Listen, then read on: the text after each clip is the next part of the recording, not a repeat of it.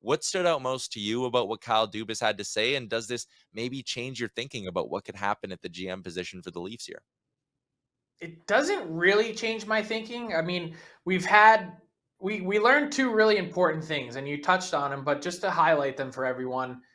One is we know that Kyle Dubas isn't going anywhere else, at least according to him. And two, we also learned, at least I learned that, and I've reported this, yesterday evening, is that the Toronto Maple Leafs they want to have him back. So they made overtures to Dubas over the weekend. When he took the podium on Monday afternoon, he knew that the Leafs wanted to have him back. So it's not like he was sitting there pleading for his job or stating his case or anything like that. They've let it be known to him that they want to have him back.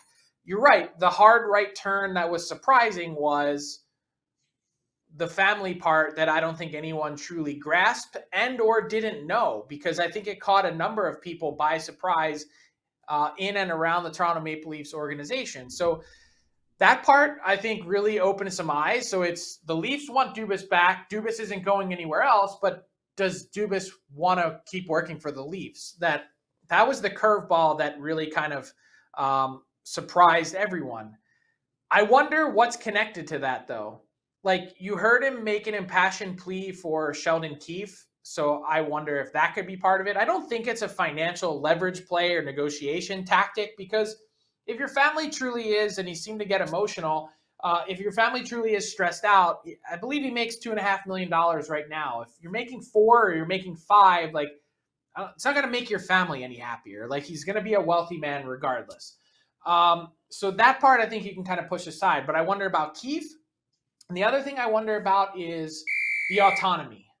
When we've mentioned before and talked about the friction that has been there at times between Brendan Shanahan and Kyle Dubas.